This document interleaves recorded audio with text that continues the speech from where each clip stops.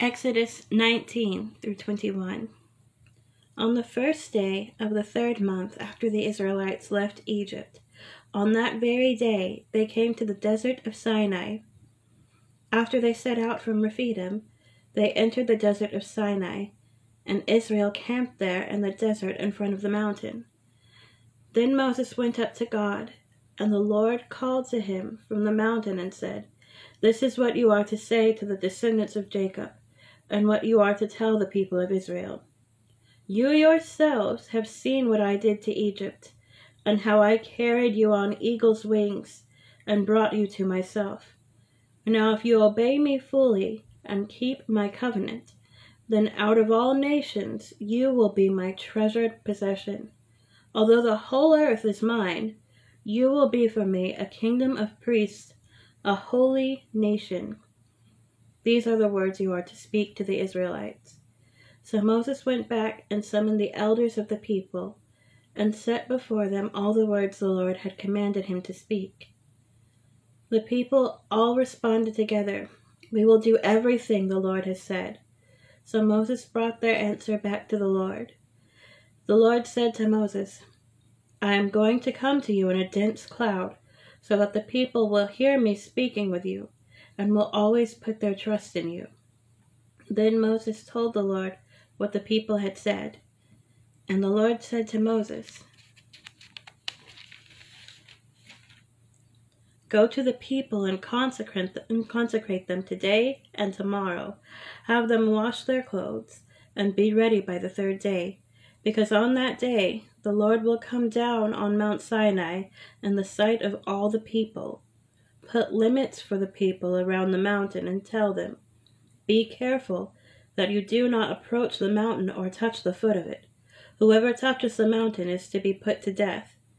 They are to be stoned or shot with arrows, not a hand is to be laid on them.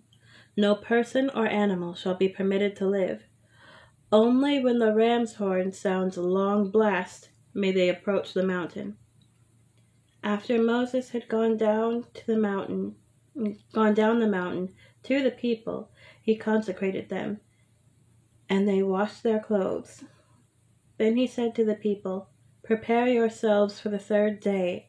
Abstain from sexual relations."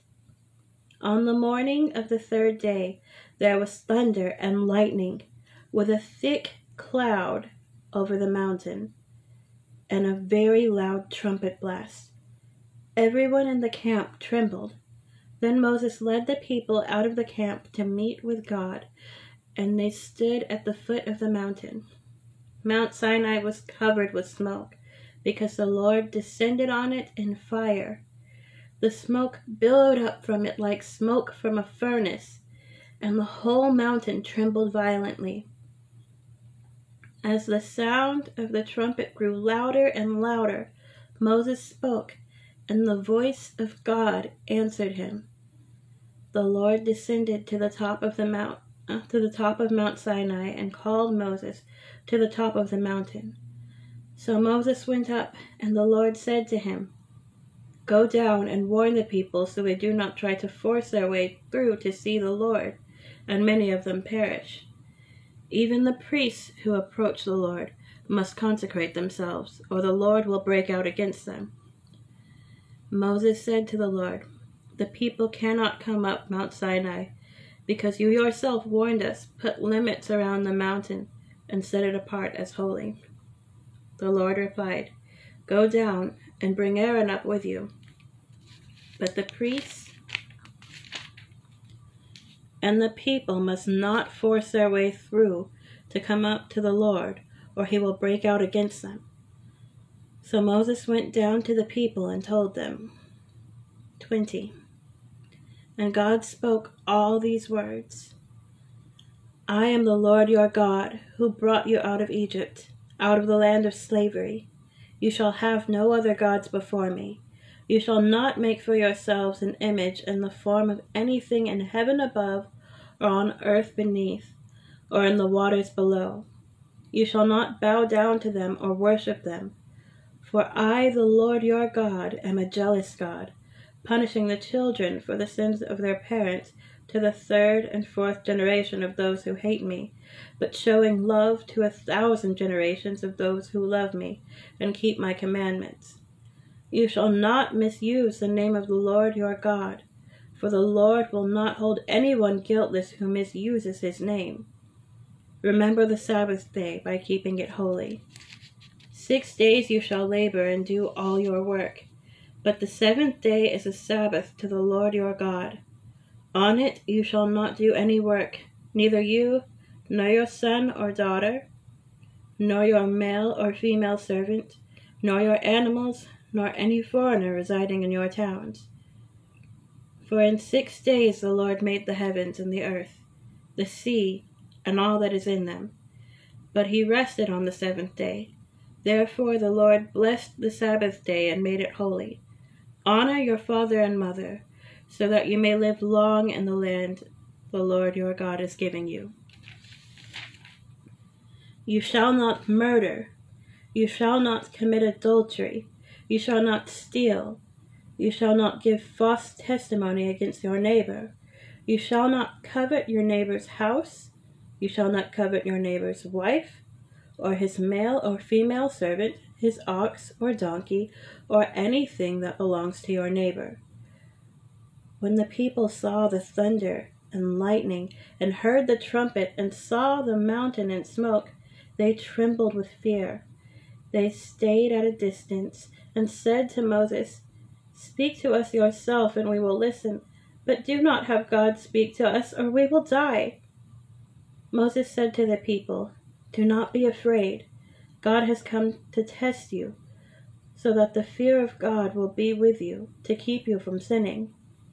The people remained at a distance, while Moses approached the thick darkness where God was.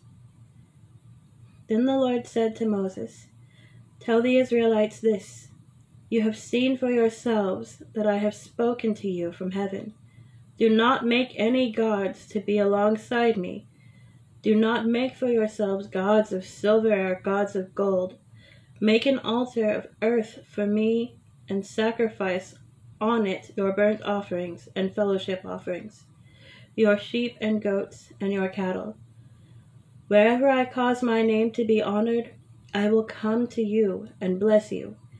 If you make an altar of stone for me, do not build it with dressed stones, for you will defile it if you use a tool on it. And do not go up to my altar on steps, or your private parts may be exposed." 21. These are the laws you are to set before them.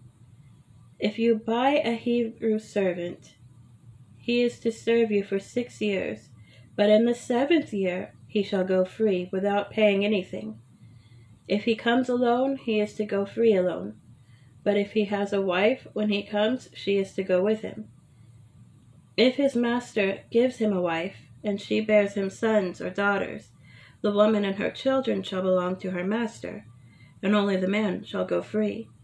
But if a servant declares, "I love my master and my wife and children, and do not want to go free," then his master must take him before the judges. He shall take him to the door or the doorpost, and pierce his ear with an awl. Then he will be his servant for life. If a man sells his daughter as a servant, she is not to go free as male servants do. If she does not please the master who has selected her for himself, he must let her be redeemed. He has no right to sell her to foreigners, because he has broken faith with her. If he selects her for his son, he must grant her the rights of a daughter.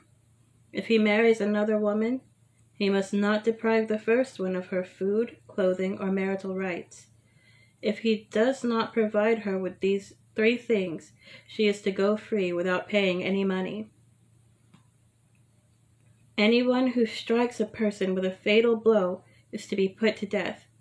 However, if it is not done intentionally, but God lets it happen, they are to flee to a place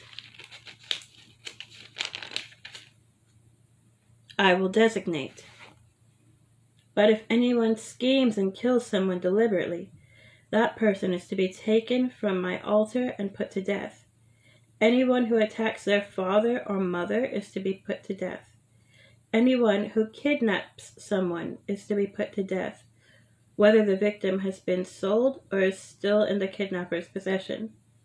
Anyone who curses their father or mother is to be put to death. If people quarrel and one person hits another with a stone or with their fist, and the victim does not die but is confined to bed, the one who struck the blow will not be held liable if the other can get up and walk around outside without a staff. However, the guilty party must pay the injured person for any loss of time and see that the victim is completely healed. Anyone who beats their male or female slave with a rod must be punished if the slave dies as a direct result. But they are not to be punished if the slave recovers after a day or two, since the slave is their property. If people are fighting and hit a pregnant woman and she gives birth prematurely, but there is no serious injury, the offender must be fined whatever the woman's husband demands and the court allows. But if there is serious injury, you are to take life for life, eye for eye, tooth for tooth, hand for hand, foot for foot, burn for burn, wounds for wounds, bruise for bruise. An owner who hits a male or female slave in the eye and destroys it must let the slave go free to compensate for the eye. An owner who knocks out the tooth of a male or female slave must let the slave go free to compensate for the tooth. If a bull gores a man or woman to death, the bull is to be stoned to death, and its meat must not be eaten, but the owner of the bull will not be held responsible.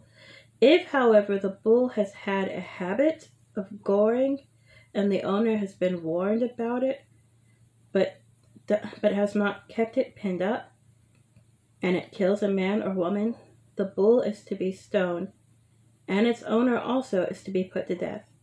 However, if payment is demanded, the owner may redeem his life by the payment of whatever is demanded. This law also applies if the bull gores a son or daughter.